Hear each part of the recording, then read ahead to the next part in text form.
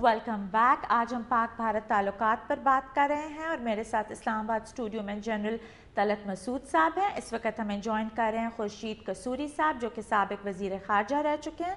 अस्सलाम वालेकुम कसूरी साहब। वालेकुम अस्सलाम। कसूरी साहब, मैं बात शुरू यहाँ से करूँगी कि जो भी दहशतगर्दी के वाक़यात होते हैं पाकिस्तान में एंड पर्टिकुलरली ये जो यौम आशूर का कराची में वाक़या हुआ तो उसमें इंडिया को ब्लेम किया जा रहा है और फिर मीडिया की तरफ से एक कैंपेन भी जारी है between the Indian and the Pakistani media, ये अमन की आशा, साथ साथ उनके आर्मी चीफ का भी इतना कॉन्ट्रोवर्शियल बयान आता है। तो इस सारे सीन को आप कैसे देखते हैं? कि दो तीन चीजें हैं। एक आपने ये बात कही है कि मैंने तो नहीं ये सुना, बहरहाल अगर उन्होंने कहा है तो उनको ज्यादा ऑथेंटिकली कहना चाहिए। एक सीरियस मामला है, इसके ऊपर नॉन सीरियस बयानात नहीं देने चाहिए, क्योंकि अगर ये बात वो कहना चाहते थे सीरियसली तो बहुत इंपॉर्टेंट डेवलपमेंट है। हाँ, इसको कोई मुबहम अल्फाज में नहीं कहना चाहिए और इस किस्म की हिंट से फायदा कुछ नहीं होता, अपनी क्रेडिबिलिटी कम हो जाती है। लेकिन जो बुनियादी मसला आपने उठाया है वो इसलिए उठाया है कि जनरल दीपक कपूर जो है उन्होंने कुछ बयान दिया था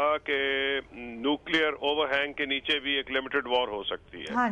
और इसकी बुनियादी वजह यह है कि इससे कबल हिंदुस्तान कोल्ड स्टार्ट की जो डॉक्ट्रिन है वो डेवलप कर रहा था। कोल्ड स्टार्ट की डॉक्ट्रिन का मतलब यह है कि हमारा ये कहना था और ये बड़ा मुनासिब था पाकिस्तान का स्टैंड कि न्यूक्लियर ओवरहैंग में वॉर मुमकिन नहीं। और तारीख ने यह साबित किया कि जब हिंदुस्तान की लोकसभा पे हमला हुआ था और हिंदुस्तान ने अलेज किया था कि पाकिस्तान से लोग उसमें आए हैं, तो एक साल के करीब फौजें आईबॉल टू आईबॉल थी।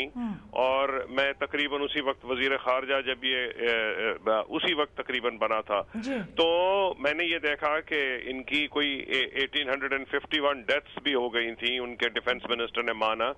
और एक साल आईबॉल टू आईबॉल सिचुएशन में रहने के बाद यानी सिर्फ मोबिलाइजेशन में 1800 से ज्यादा लोग उनके फौत हो गए थे। तो ये जो उनका ये एक कोर्सिव डिप्लोमेसी थी वो फेल हो गई। उसके बाद उन्होंने ये कोल्ड स्टार्ट डॉक्ट्रिन जो है, मैं समझता हूँ बड़ी डेंजरस डॉक्ट्रिन है, उन्होंने डेवलप की मेरा ख्याल है 2004 2005 में।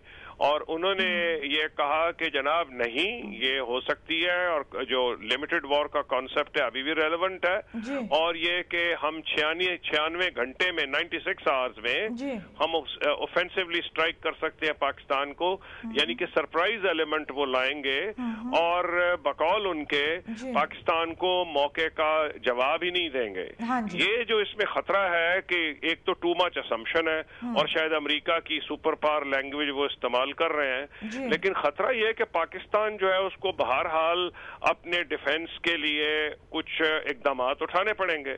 जब पाकिस्तान उठाएगा तो इसका मतलब है कि हमें भी या तो मिसाइल्स का नंबर बढ़ाना पड़ेगा या हमें यह है कि जो हमने अभी डीकपल किया हुआ है डिलीवरी सिस्टम और वेपन्स को, वो हमें कपल करना पड़ेगा। इसका मतलब है कि एक्चुअली जो खतरा है जंग का बढ़ जाएगा और दोनों ज्यादा स्टेट ऑफ प्रिपेयर्डनेस में रहेंगे। लेकिन जो मुझे अफसोस है वो ये हॉट एंड कोल्ड पाकिस्तान की तरफ से जो हो रहा है। पहले आपने कहा, रहमान मलिक साहब ने ये कह दिया, पता नहीं उन्होंने कसूरी साहब मैं आपसे यहाँ ये पूछूंगी कि आपके वक्त में भी डिफरेंट बयानात आते थे, लेकिन जब से ये हुकूमत आई है ये बहुत एडमेंटली कह रहे हैं कि इंडिया इज इन्वॉल्व, लेकिन कोई प्रूफ सामने नहीं ला रहे, जिसकी वजह से पाकिस्तान की क्रेडिबिलिटी इज बीइंग चैलेंज्ड। जी, क्रेडिबिलिटी एक और वजह से भी चैलेंज हो रही है कि आज सदर साहब ने कह दिया 1000 ईयर वॉर का उन्होंने जिक्र कर दिया। कल वो कह रहे थे कि जी हमारे दरमियान कोई जरूरत ही नहीं किसी मिलिट्री कंपटीशन की या कोई इस किस्म के उन्होंने अल्फाज इस्तेमाल किए थे कि मिलिट्री आर्म्स रेस की कोई जरूरत नहीं। ये जो हॉट एंड कोल्ड ब्लो करना है ये बहुत खतरनाक होता है। It sends confusing signals not just to the other country but also to your own people. तो मैं ये समझता हूं कि हुकूमत को पहले तो ये क्लियर होना चाहिए। पहले जरदारी साहब ने कहा कि nation will soon hear a good news, आपको याद होगा, ऑन असम्पशन ऑफ ऑफिस, और वो उन्होंने उस बुनियाद पे कहा था जो हमारे दौर में प्रोग्रेस हुई थी बैक चैनल और कंपोजिट डायलॉग में। लेकिन उसके बाद अजीब व गरीब किस्म के बयानात आ रहे हैं। तो मैं ये समझता हूँ कि ये बड़ी खतरनाक बात है। Pakistan should have a coherent response. Hindustan ने ये जो बात की है, Pakistan needs to have a diplomatic campaign for this. Of course, Pakistan کا راستہ کوئی نہیں. اگر ہندوستان اس بات پہ ایڈمنٹ ہے تو ہمیں اپنے ڈیفنس کے لیے اقدامات کرنے پڑیں گے, لیکن جہاں تک نیڈ فار پیس, یہ تو بہرحال پاکستان کے لیے بھی اچھا ہے اور کوئی ہندوستان کے لیے بھی اچھا ہے, اس میں کوئی شک ہی نہیں. اور جو آپ نے امن کے آشا کی بات کی ہے, امن کی آشا تو ہر ذی ہوش آدمی کی ہونی چاہیے, کیونکہ امن کے بغیر بر صغیر میں وہ ترقی نہیں ہو سکتی. قصوری صاحب, آپ مجھے ان دی اینڈ یہ بتائیں کہ اگر گاڈ فوربڈ ایسی کوئی صورتحال ہوتی ہے کہ پاک بھارت کی کانفرنٹیشن ہوتی ہے, آپ کیا سمجھتے ہیں اس میں امریکہ کا کیا رول ہوگا, and will they who are they going to support? جی دیکھیے, خدا نہ خواستہ وہ سٹیج ہوگی تو امریکہ جو مرضی چاہے, ہمیں تو اپنے آپ پہ ڈیپینڈ کرنا چاہیے نا. خدا نہ خواستہ therefore diplomacy has a big role to play. اور ہمارے دور میں we were diplomatically far more proactive than they are. European Union, امریکہ, اسلامک ورلڈ, ہر جگہ ہم زیادہ پرویکٹیو تھے. چائنا کے ساتھ ہمارے بہت قریبی تعلقات تھے. تو مجھے تو افسوس سے کہنا پڑ رہا ہے کہ اس قسم کی پرویکٹیو فارن پالیسی اس وقت نہیں ہے. قصوری صاحب, آپ مجھے یہ بتائیں کہ اس وقت جو فورن آفس ہے, that seems to be totally they have no coordination with the interior ministry. تو آپ کے ٹائم میں یہ ایشو ہو رہا تھا یا آپ لوگوں کو انفارم کیا جاتا تھا؟ اس وقت ان کی ٹوٹلی ڈیفرنٹ سٹینڈز ہیں. I know what you are saying کہ ریسنٹلی ایسے بیانات آئے ہیں جو کہ ڈیفنس منسٹر اور فارن منسٹر کی آپس میں اگریمنٹ نہیں ہے. یہ واقعی افسوسناک بات ہے. These are two key ministers. اس کے علاوہ آپ یہی کہہ سکتے ہیں فائنانس منسٹر یا ڈیفنس منسٹر, اگر یہ بھی آپس میں اگری نہیں کرتے تو پھر تو بڑی افسوسناک بات ہے. It sends a very very negative message to everybody.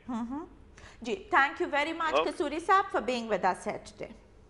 General صاحب, آپ نے ابھی قصوری صاحب کی باتیں سنی, آپ کیا سمجھتے ہیں کہ یہ کسی قسم کی کوآرڈینیشن کیوں نہیں ہے between our defence ministry, interior ministry and the foreign office? دیکھیے, میرے خیال میں اس کی وجہ یہ ہے کہ ہمارے پاس کوئی فوکل پوائنٹ نہیں ہے جہاں نیشنل سیکیورٹی ایشوز جو ہیں وہاں ڈسکس کیے جائیں. یہ جو defence committee of the cabinet ہے, اس میں ایک سیکریٹریٹ ہونا چاہیے اور اس کی میٹنگز جو ہیں بہت ریگولر ہونی چاہیے, تاکہ جتنے بھی سیکیورٹی میٹرز ہیں سلامتی کے, وہ چاہے اندرونی ہوں یا بیرونی ہوں, وہ تمام ڈسکس کیے جائیں, تاکہ جیسے آپ نے کہا ہم آہنگی لانا بہت ضروری ہے.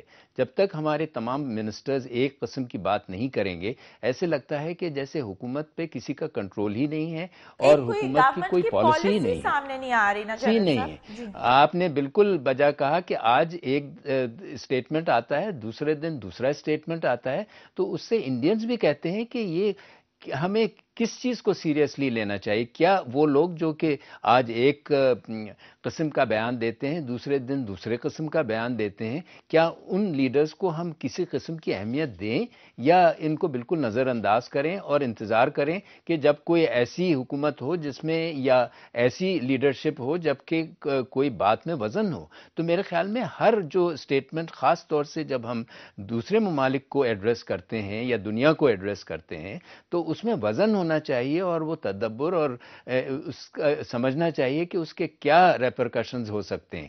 تو یہ تو مجھے بڑا افسوس ہوتا ہے کہ دیکھیے, ہم ایک دن کہتے ہیں کہ انڈیا اور پاکستان میں بڑی اچھی دوستی ہونی چاہیے, جو کہ ٹھیک ہے, اس کے دوسرے دن ہم یہ کہتے ہیں کہ ہم 1000 سال جنگ لڑیں گے یا یہ ہوگا اور وہ ہوگا. تو پھر یہ اس قسم کی باتوں سے پھر پتہ لگتا ہے کہ ہماری کوئی پالیسی ہی نہیں ہے, صرف جو اندرونی لحاظ سے ہم پر دباؤ پڑتا ہے اس لحاظ سے ہم بات کرتے ہیں. جنرل صاحب, we are going to be continuing our discussion, but we have to take a break. Break کے بعد ہمیں جوائن کریں گی عائشہ صدیقہ صاحبہ. ہمارے ساتھ رہیے گا.